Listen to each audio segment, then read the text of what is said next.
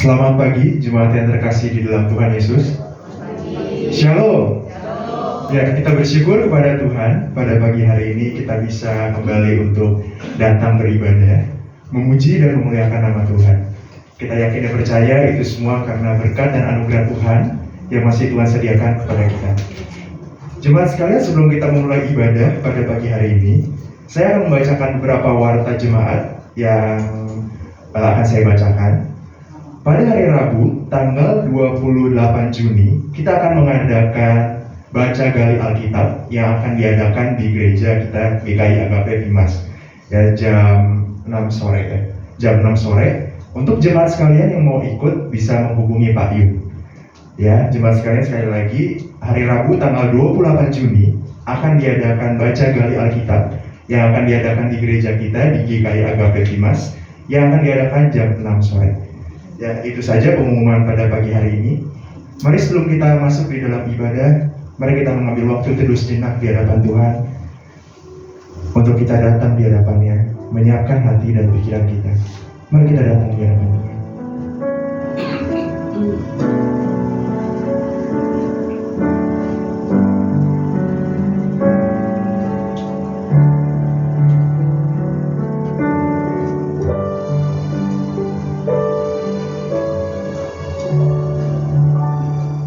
Jemaat saya untuk bangkit berdiri. Kita akan menyanyikan lagu pembuka dari KPPK nomor 77, Puji Yesus.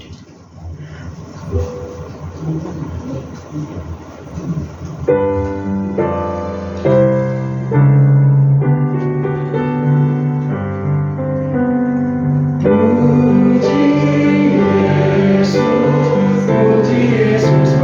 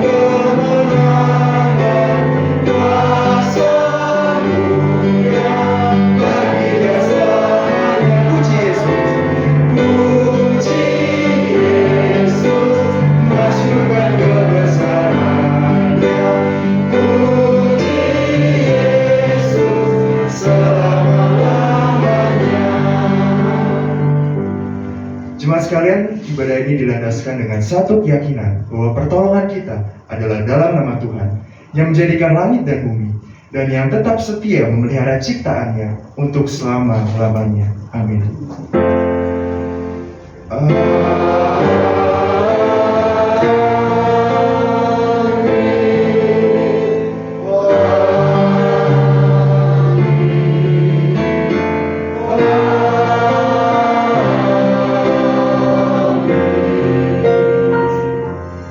Kiranya kasih karunia dan damai sejahtera dari Allah Bapa kita dan dari Tuhan kita Yesus Kristus menyertai saudara sekalian.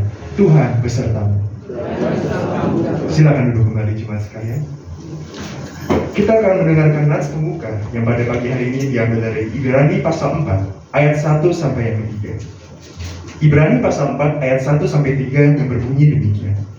Sebab itu, baiklah kita waspada, supaya jangan ada seorang di antara kamu yang dianggap ketinggalan, sekalipun janji akan masuk ke dalam perhentiannya masih berlaku. Karena kepada kita diberitakan juga kabar kesukaan sama seperti kepada mereka.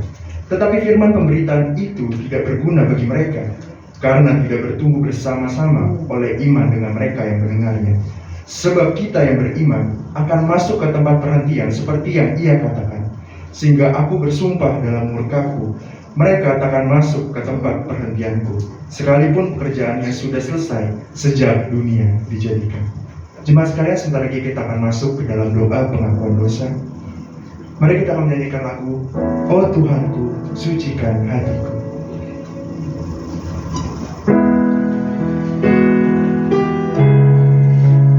Mari kita datang di hadapan Tuhan, merendahkan diri kita.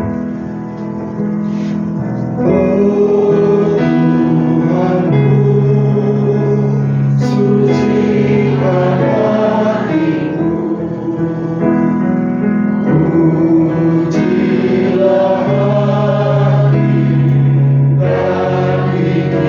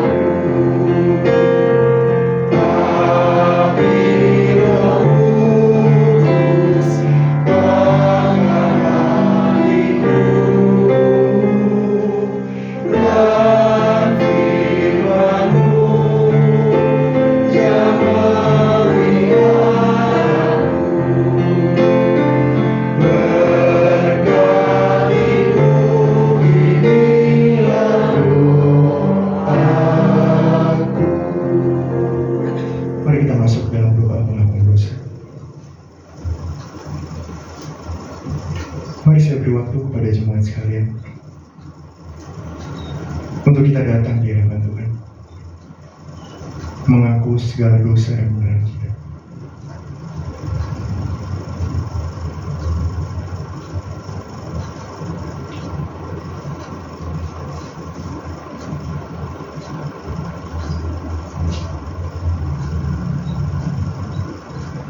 Ya Bapa, pada pagi hari ini kami bersyukur karena pada pagi hari ini kami dapat untuk beribadah, memuji dan memuliakan nama-Mu. Ya Bapa, tapi kami sadar dalam setiap kehidupan kami tidak pernah henti-hentinya kami berbuat dosa, ya Bapa. Mungkin tanpa kami sadari dosa itu telah melukai hati sesama kami. Tutur kata kami, pikiran kami, dan hati kami, ya Bapa, tersimpan yang jahat. Ampuni kami, ya Bapa, akan segala dosa dan pelanggaran kami. Terima kasih atas pengorbanan Kristus yang rela mati bagi dosa kami. Seharusnya kami yang disalibkan. Seharusnya kami yang dimurkai oleh Allah. Seharusnya kami yang terpisah dengan Bapa. Tapi Kristus rela menggantikan kami, mati di kayu salib untuk menebus dosa dan pelanggaran kami. Terima kasih ya Bapa, karena Engkau telah mengirimkan anak-Mu yang tinggal mati bagi dosa kami, sehingga hidup kami menjadi milik-Mu, dan Engkau menjadi milik kami selama-lamanya ya Bapa.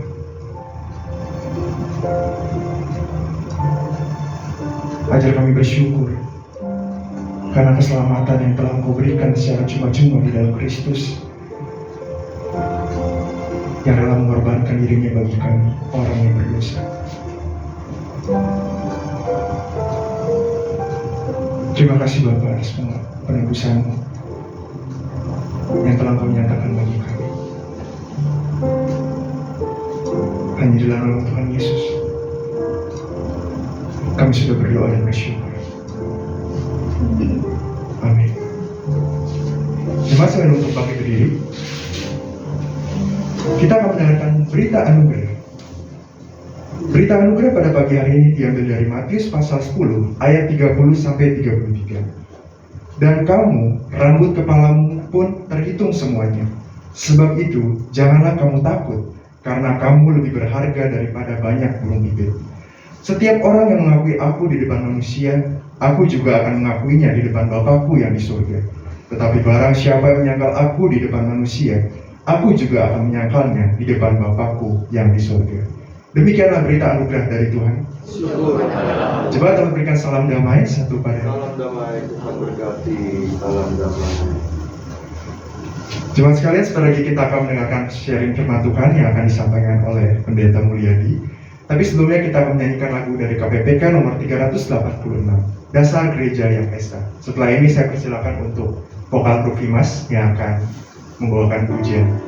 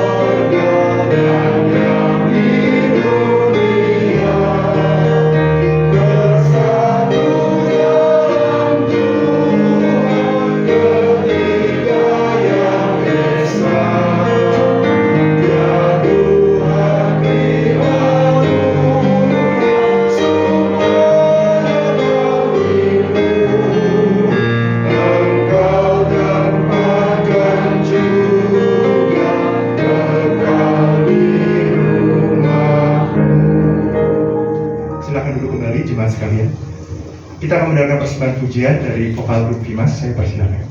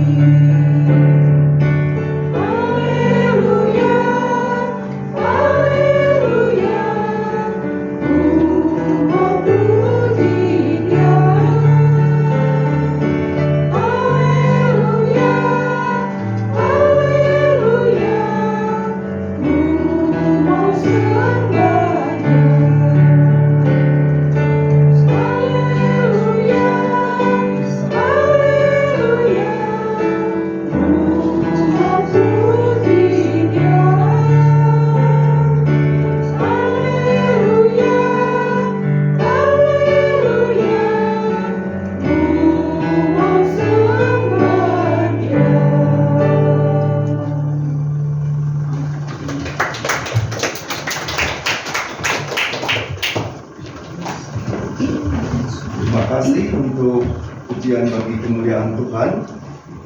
Dan Ibu dan Bapak, saudara-saudari, Oma dan Opa yang dikasihi Tuhan Yesus Kristus, mari kita sama-sama siapkan Alkitab kita pada surat 1 Korintus pasal 3.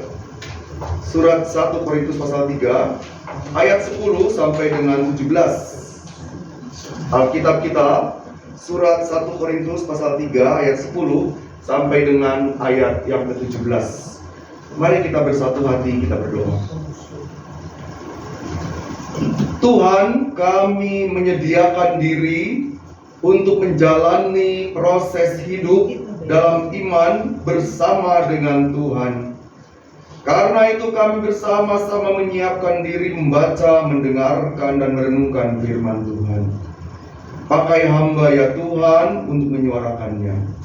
Dan persiapkan kami bersama-sama untuk menyimaknya.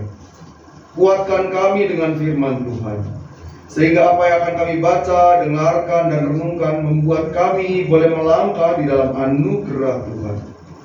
Ya Tuhan, ke dalam tangan Tuhan kami menyediakan diri. Tuhanlah yang menopang kami semua. Di dalam nama Tuhan Yesus Kristus kami berdoa, kami berserah. Tuhan memberkati kami semua. Amin. Mari kita simak bersama pada surat 1 Korintus pasal 3 ayat 7, ayat 10 sampai dengan 17. Demikian diungkapkan kepada kita. sesuai dengan kasih karunia Allah yang dianugerahkan kepadaku, aku sebagai seorang ahli bangunan yang cakap telah meletakkan dasar, dan orang lain membangun terus di atasnya. Tetapi tiap-tiap orang harus memperhatikan bagaimana ia harus membangun di atasnya. Karena tidak ada seorang pun yang dapat meletakkan dasar lain daripada dasar yang telah diletakkan, yaitu Yesus Kristus. Entahkah orang membangun di atas dasar ini dengan emas, perak, batu permata, kayu, rumput kering, atau jerami. Sekali kelak pekerjaan masing-masing orang akan tampak, karena hari Tuhan akan menyatakannya, sebab ia akan nampak dengan api, dan bagaimana pekerjaan masing-masing orang akan diuji oleh api itu. Jika pekerjaan yang dibangun seseorang tahan uji, ia akan mendapat upah. Jika pekerjaannya terbakar, ia akan menderita kerugian. Tetapi ia sendiri akan diselamatkan, tetapi seperti dari dalam api. Tidak tahukah kamu bahwa kamu adalah bait Allah, dan bahwa Roh Allah diam di dalam kamu? Jika ada orang yang membinasakan bait Allah, maka Allah akan membinasakan dia. Sebab bait Allah adalah kudus, dan bait Allah itu ialah kamu. Demikian pembacaan Alkitab kita. Yang berbahagia ialah kita semua yang mendengarkan firman Tuhan dan memelihara dalam hidup kita sehari-hari.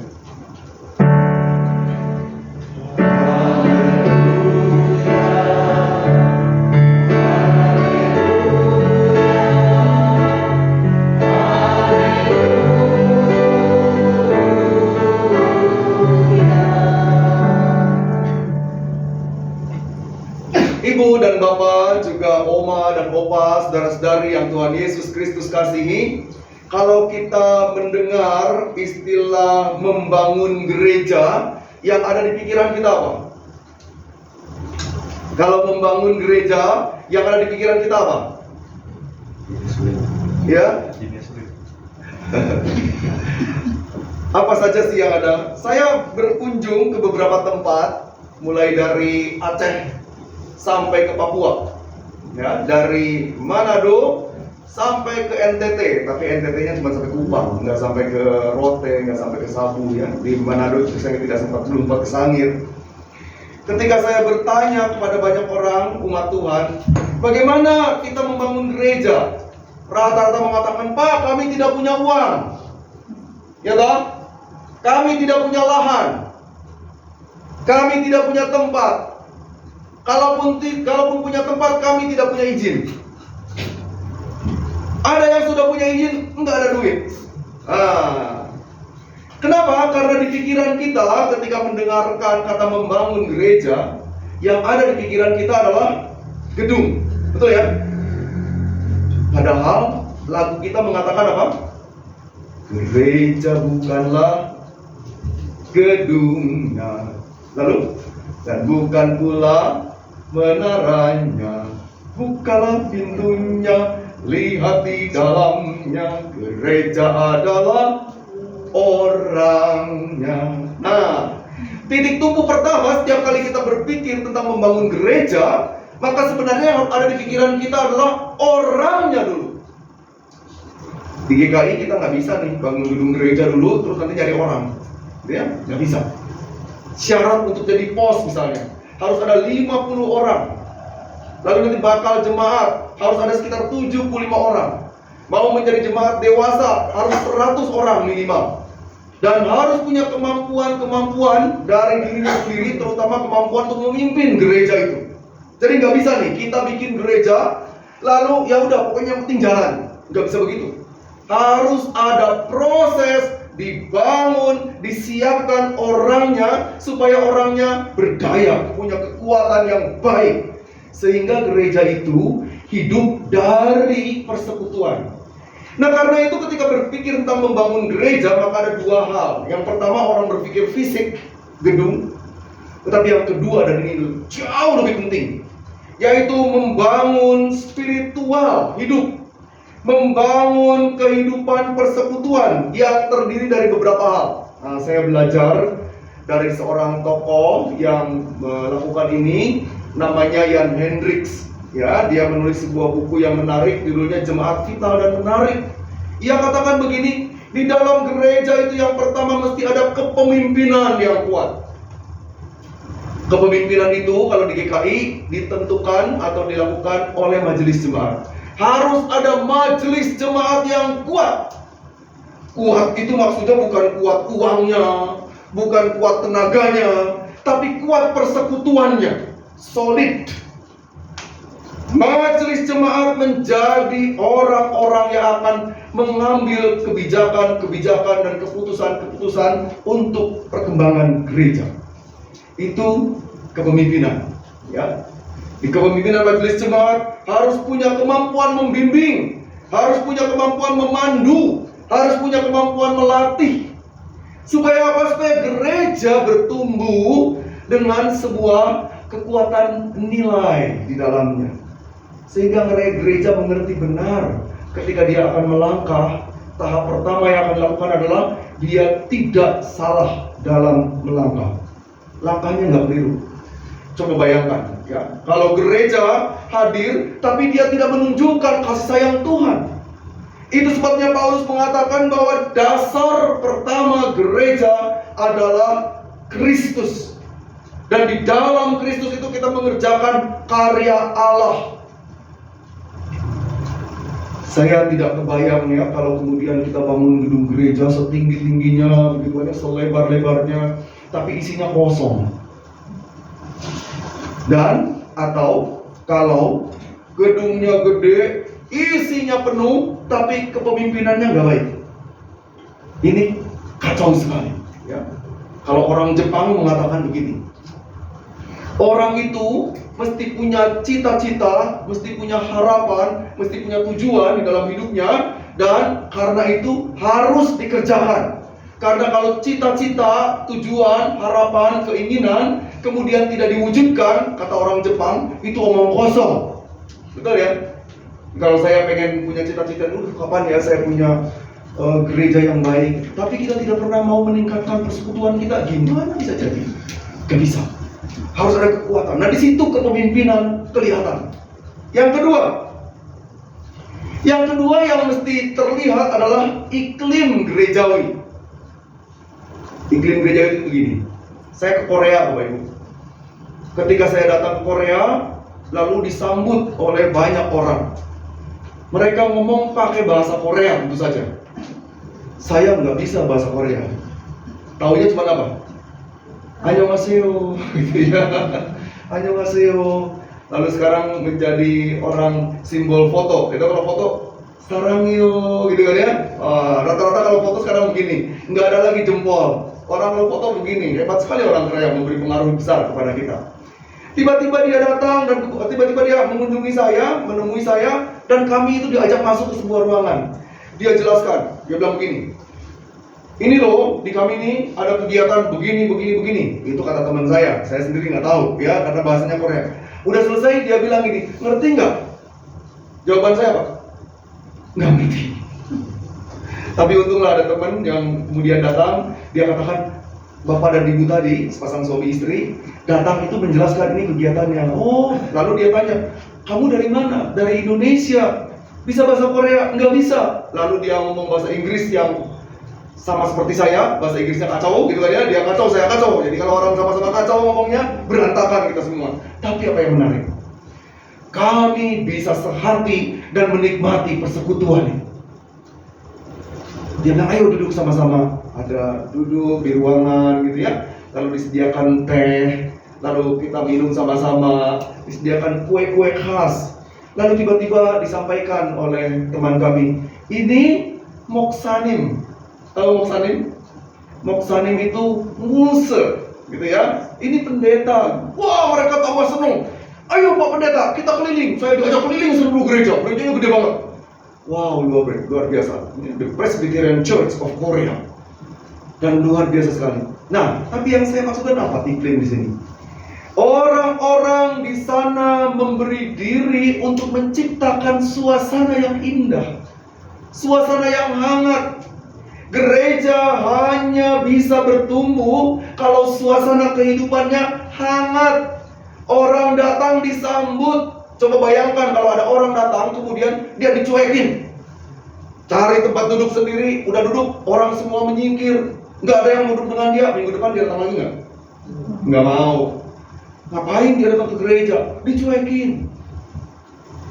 Tapi kalau kita datang di dalam sebuah kehidupan persekutuan dan orang asyir menyambut, lalu mengantar ke tempat duduk. Kalau dia masih sendirian, cari teman, ditemani, ya. Diberitahukan nanti kita ada Bible study ya, baca gali Alkitab ya. Hari apa tadi? Hari Rabu ya, hari Rabu jam 6 ya. Jam 6. Jangan lupa datang ya. Nanti ada bakmi gorengnya gitu. Gitu ya. Orang senang dan kemudian menikmati, awas, bukan menikmati bakmi gorengnya, tapi menikmati baca gali Alkitab. Disiapkan, itu iklim yang membuat orang kemudian punya nilai. Yang Hendrik mengumumkan 5, tapi saya akan mengumumkan 3 saja. Yang ketiga adalah identitas. Identitas kita yaitu membangun kesadaran supaya kita bersama-sama tahu betul bahwa di tengah-tengah persekutuan kita ada sesuatu yang berharga. Kita mau hadirkan itu. Kelihatan betul bahwa kita adalah persekutuan yang dibangun dengan baik. Nah, karena itu pertanyaan pentingnya sekarang, bagaimana supaya suasana itu hadir dan bagaimana kita membangun kehidupan persekutuan yang hangat seperti itu, supaya kita menjadi gereja yang sungguh-sungguh gereja yang mengarahkan diri pada Tuhan, gereja yang merawat kekudusan, gereja yang menampakkan kemuliaan Allah. Sebelum saya menggali dari apa yang diungkapkan teks Alkitab, saya terkenang sekali, terkesan betul dengan nyanyian. Kita jarang menyanyikannya di gereja kita, tapi mudah-mudahan kita tahu ya. Ada yang tahu nggak lagu NKB nomor 204? Ada yang tahu nggak? Judul lagunya itu bait yang kedua ya. Judul lagunya Di Dunia Yang Penuh Cemara. Tapi bait yang kedua lagunya mengatakan begini: hidupmu kitab terbuka, dibaca sesamamu. Apakah tiap pembacanya melihat Yesus dalamnya? Jadi kalau kita menampakkan gini, hidupmu itu seperti kitab yang terbuka demikian. Setiap orang melihat perilaku hidup kita. Apakah ketika mereka melihat perilaku hidup kita, mereka melihat gambaran Yesus? Yaitu, pertama, bersedia menghadirkan kasih, bersedia menampakkan sukacita Allah, bersedia menjaga dan merawat kekudusan itu, bersedia untuk care, peduli kepada semua orang, bersedia untuk menunjukkan cinta kasih Allah di dalamnya. Itu panggilan kita. Lalu di dalam refrain lagu itu dikatakan, nyatakan Yesus dalammu, nyatakan Yesus dalammu, sampaikan firman dengan hati teguh, nyatakan Yesus dalammu. Nah, dari konteks itu, ibu bapak sekalian, kita jadi belajar apa yang mau digali di dalamnya. Yaitu yang pertama, gereja adalah persekutuan orang-orang yang percaya kepada Tuhan, yang di dalamnya mereka dipanggil untuk menyuarakan kasih sayang Tuhan. Di dalam surat 1 Petrus pasal 2 ayat 9 sampai dengan 10 digambarkan, tetapi kamulah bangsa yang terpilih, imamat yang rajawi, bangsa yang kudus, umat kepunyaan Allah sendiri, supaya kamu melakukan perbuatan-perbuatan yang besar dari Dia yang telah memanggil kamu keluar dari kegelapan kepada terangnya ajaib. Kamu yang dahulu bukan umat Allah, yang sekarang telah menjadi umatku. Itulah panggilan yang dinyatakan kepada kita, menjadi gereja yang sungguh-sungguh menampakkan hal yang terindah. Nah, itu sebabnya surat 1 Korintus, mari kita lihat sama-sama ya, mau menggambarkan kepada kita tentang nilai, yaitu bahwa dasar dan bangunan dari gereja adalah Yesus Kristus. Karena itu kita bersama-sama dipanggil untuk membangun gereja itu di atas dasar dan landasan itu.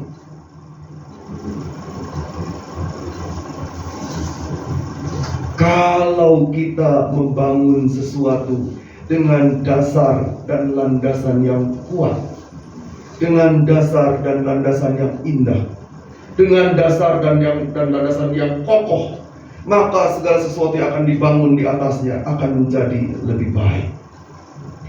Gereja jangan sampai menjadi sebuah lembaga yang hanya menjadikan tempat orang untuk bernaung karena dia tidak punya tempat. Bukan itu. Tapi gereja mesti menghadirkan karya Allah di mana-mana. Yang pertama di mana? Di rumah. Ya, mesti menjadi gereja rumah tangga yang kuat. Karena itu pasangan kita, anak-anak kita, orang tua kita mesti sungguh-sungguh menjadi orang-orang yang pertama sekali merasakan cinta kasih Allah. Sekali lagi, bangunan gereja itu bukan soal gedung, tetapi bangunan gereja adalah soal kehadiran kita.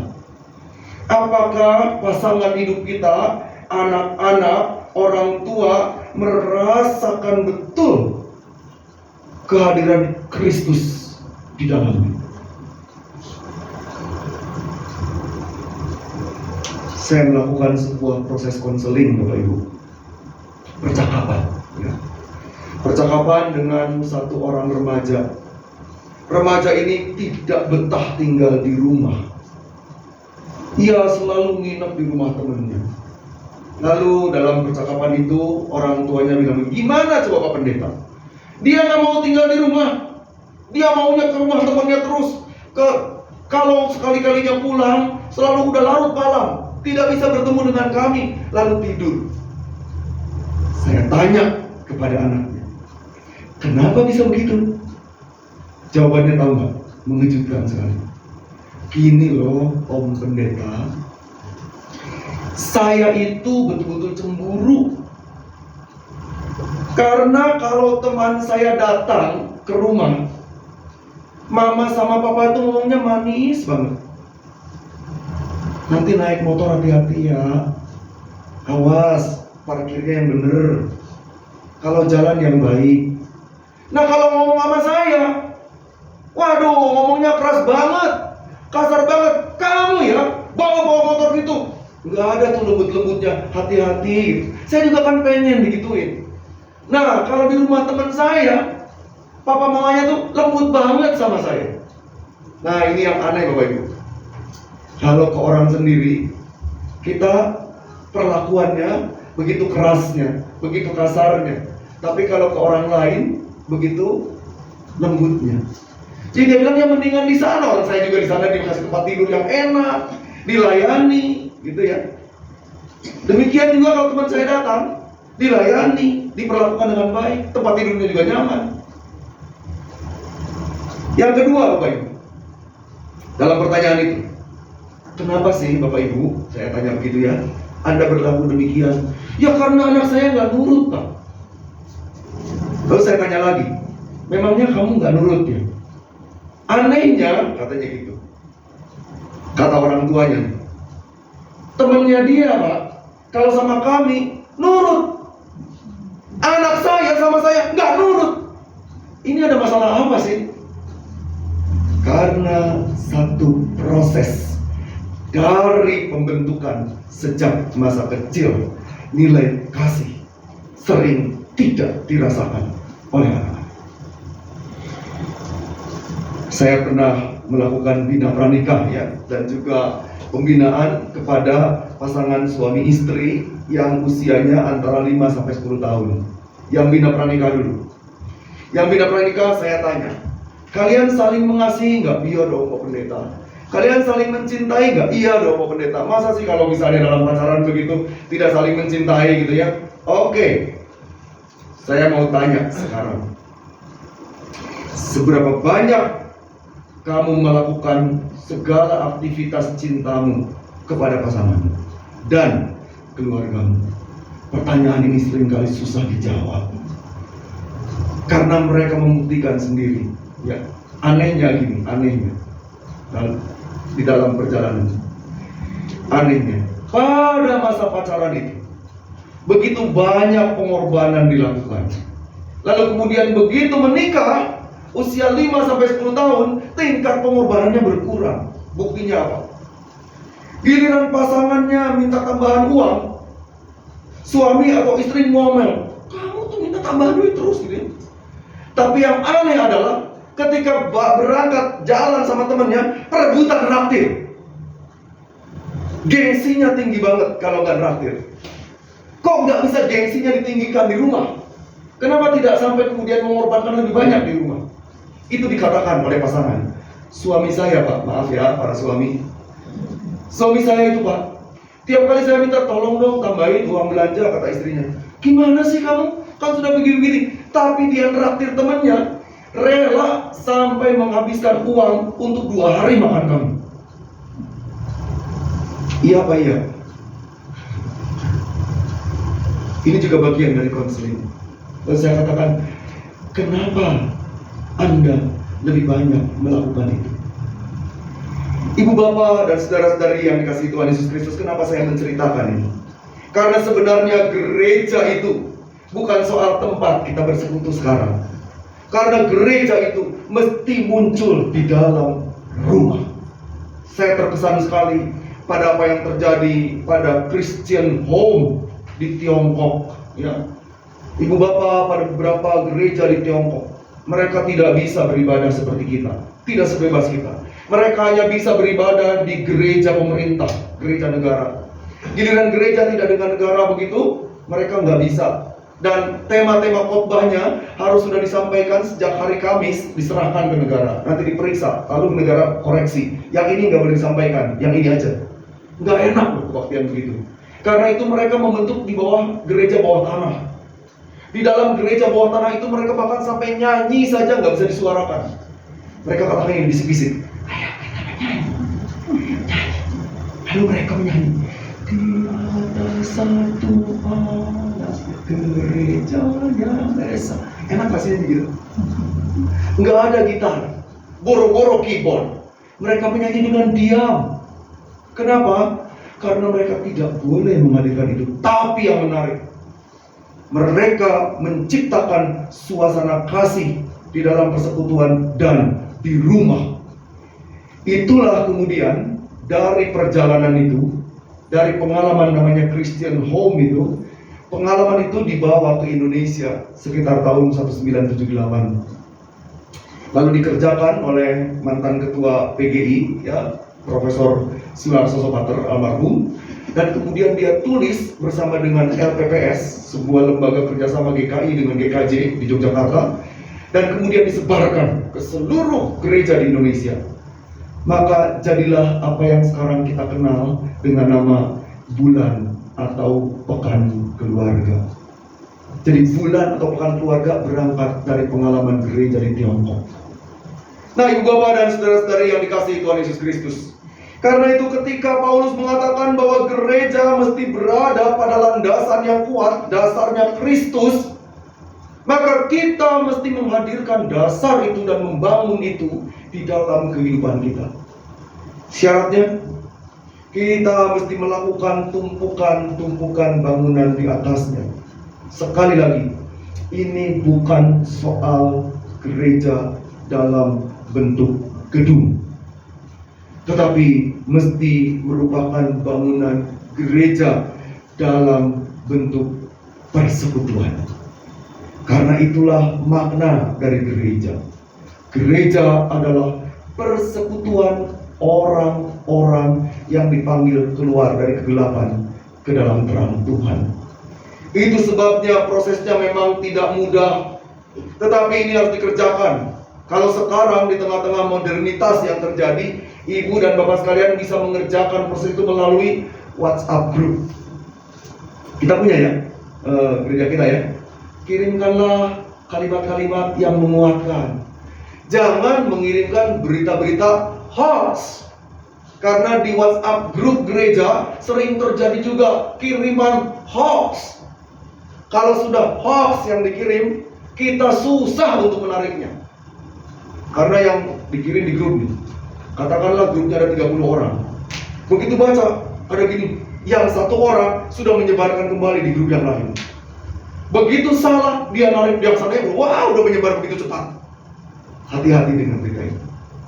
Karena itu kekuatan landasan yang kuat adalah supaya di tengah-tengah berbagai kesulitan yang kita hadapi, mari kita terus belajar untuk menghadirkan persekutuan yang kuat, persekutuan yang landasannya Kristus, dengan kepemimpinan yang kuat, dengan identitas yang jelas, dengan tujuan yang mau kita capai bersama-sama.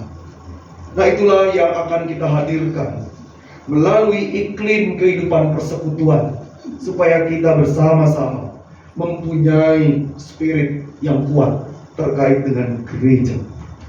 Gereja bisa menjadi kudus ketika dia menghadirkan kasih Allah di dalamnya. Gereja bisa terlihat kemuliaannya ketika kasih Kristus dirasakan oleh semua orang.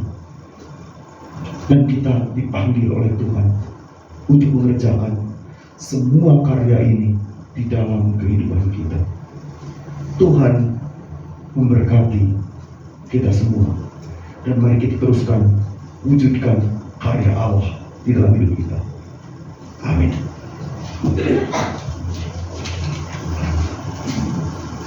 Mari berdoa.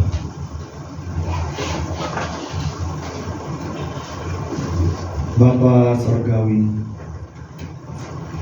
kami mengucap syukur untuk anugerah yang besar yang Tuhan nyatakan di dalam kehidupan kami. Berdoa bagi gereja yang sudah Tuhan nyatakan, agar kami menjadi gereja yang bertumbuh, agar kami menjadi gereja yang terus mengingat karya Tuhan di dalamnya. Ya Allah yang penuh kasih, bersama-sama kami mengingat saat ini, membawa dalam syafaat kami untuk bangsa dan negara yang Tuhan percayakan kepada kami. Tuhan telah hadirkan kami sebagai umat-Mu di dalam negeri ini. Berikanlah kekuatan kepada kami, supaya kami menjadi warga negara yang turut berkarya, menghadirkan kasih Tuhan, supaya kehidupan persekutuan kami tampak di dalamnya. Bersatu hati juga berdoa, ya Allah, untuk kepemimpinan negeri ini, presiden, wakil presiden, bersama dengan menteri-menteri di kabinet, agar dengan tulus melakukan pekerjaan dan karya bagi kemuliaan Tuhan. Kami bersama-sama bersatu hati berdoa untuk seluruh warga masyarakat, khususnya dalam kesiapan kami melewati masa pandemi. Dengan penuh syukur kami menyambut di dalam anugerah Tuhan. Karena itu mampukanlah kami untuk terus menghadirkan kesiapan kami, menjaga diri, merawat hidup, sehingga karya Tuhan dinyatakan. Terima kasih kami boleh melewati masa pandemi, namun kami ingin tetap menjaga diri dan menjaga masyarakat. Berdoa bersama-sama untuk gereja-Mu, ya Tuhan. GKI Agape untuk pos jemaat di Villa Melati maksudnya. Tuhan yang memberkati langkah-langkah pelayanan bersama hamba-Mu Pendeta Suto, bersama dalam pelayanan dengan semua, bersama juga dengan seluruh umat, rekan penatua, majelis jemaat, para diakon, bersama dengan para aktivis. Tuhan yang memberkati pertumbuhannya. Jadikanlah kami sebagai gereja yang menghadirkan kasih sayang Tuhan. Bapa kami yang di sorga, kami bersehati berdoa untuk rekan dan sahabat kami, umat-Mu di gereja-Mu yang sedang bergumul karena berbagai hal, karena kondisi kesehatan yang lemah, karena penanganan medis. Tuhan, jamahan Tuhan dinyatakan. Berdoa juga untuk anak-anak kami yang sedang memasuki masa liburan, yang mengisinya dengan berbagai aktivitas gerejawi maupun dalam aktivitas keluarga. Tangan Tuhan yang menyapa. Terima kasih untuk segala sesuatu yang sudah Tuhan hadirkan bagi kami. Inilah syafaat kami landaskan di dalam nama Tuhan Yesus Kristus yang mengajar kami berdoa bersama-sama. Bapa kami yang di sorga, dikuduskanlah namamu, datanglah kerajaanmu, jadilah kehendak-Mu di bumi seperti di sorga. Berikanlah kami pada hari ini makanan kami yang secukupnya, dan ampunilah kami akan kesalahan kami, seperti kami juga mengampuni orang yang bersalah kepada kami. Dan janganlah bawa kami ke dalam pencobaan, tapi lepaskanlah kami dari yang jahat, karena Engkau yang punya kerajaan dan kuasa dan kemuliaan sampai selama-lamanya. Amin.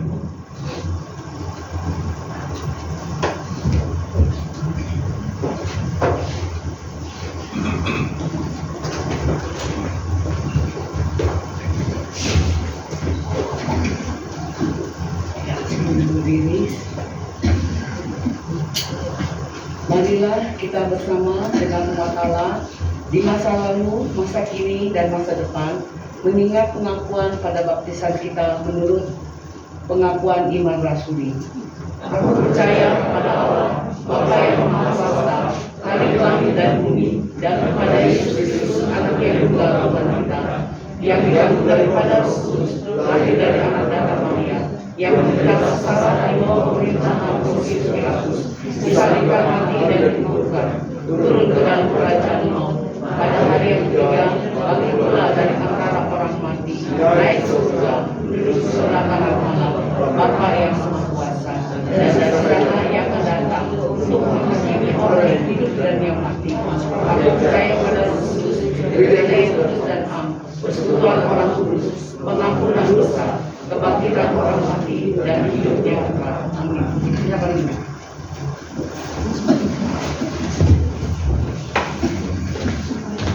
Puji Tuhan, kita telah mendengarkan sharing firman Tuhan yang disampaikan oleh Pendeta Mulyadi. Terima kasih.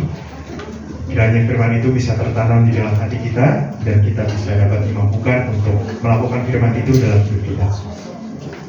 Jemaat sekalian, terlihat tiba-tiba kita akan memberikan persembahan yang terbaik bagi Tuhan. Dan persembahan ini dilandaskan dari Mazmur pasal 96 ayat yang ke-8. Berilah kepada Tuhan kemuliaan namanya, bawa persembahan dan masuklah ke pelatarannya.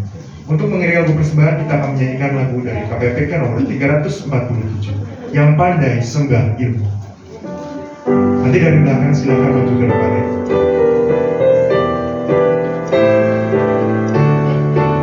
Yang pandai sembah ilmu, yang pandai sembah ilmu, yang kaya di harta,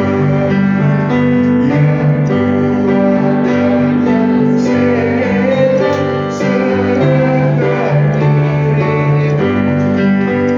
Aku rela serahkan hatiku padamu, bawa semuanya serahkan padamu. Musik saya. Baik, yang kedua.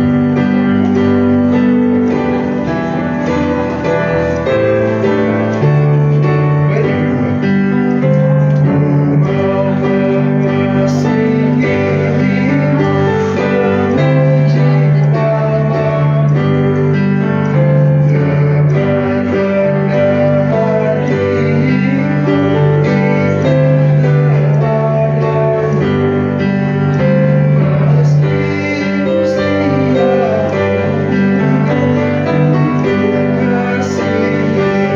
Mas dapat diri, rela semua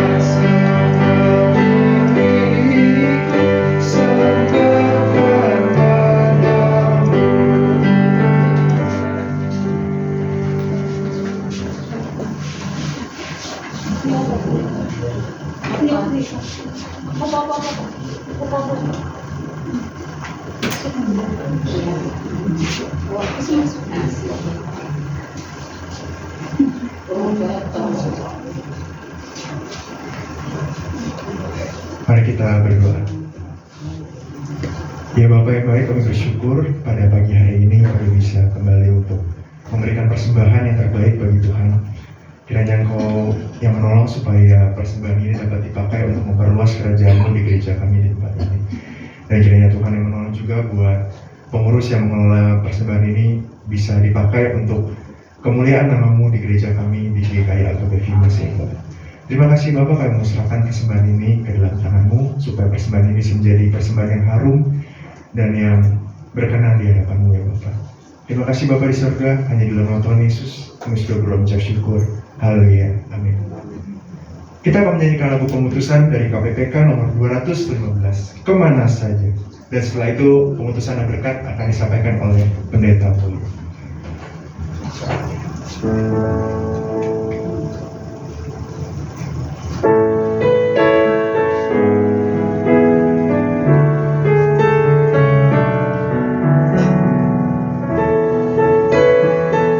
Kemana saja ku telah sedia.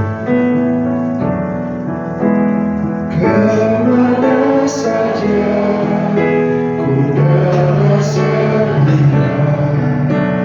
Pimpinan-Mu tak akan pernah salah. Tolong ku taat, memikul salib-Mu. Tuhan pimpinan-Mu sempurna.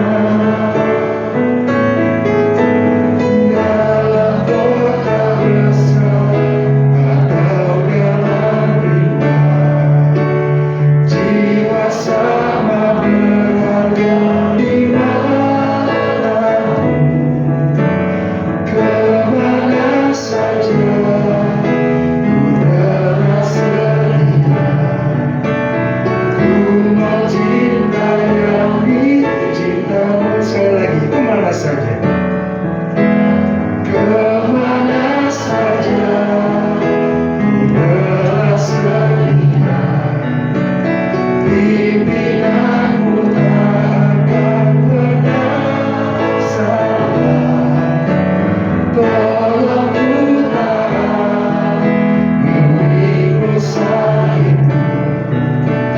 Tuhan pimpinan-Mu sempurna.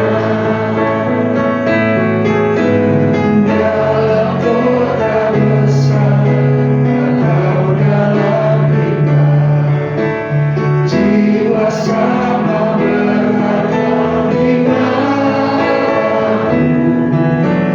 Kemana saja ku telah sedia. Ku mencintai yang dicinta-Mu. Umat yang dikasihi Kristus, ibadah kita di tempat ini telah usai, tapi ibadah kita akan terus berlanjut di dalam kehidupan kita. Sekarang arahkanlah hatimu kepada Tuhan. Jadilah saksi Kristus. Terpujilah Tuhan. Dan sekarang sambutlah berkat Tuhan. Amin. Tuhan memberkati engkau dan melindungi engkau. Tuhan menyinari engkau dengan wajah-Nya dan memberi engkau kasih karunia. Tuhan menghadapkan wajah-Nya kepadamu dan memberi engkau damai sejahtera. Haleluya.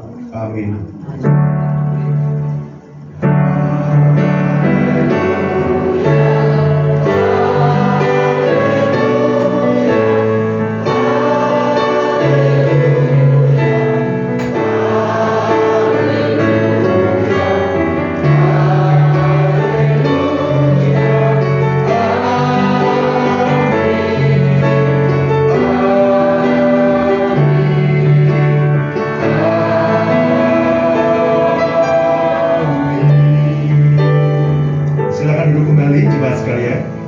Ibadah kita telah selesai. Tuhan Yesus memberkati kita semua. Mungkin ada pengumuman dari pendeta Suto? Enggak deh.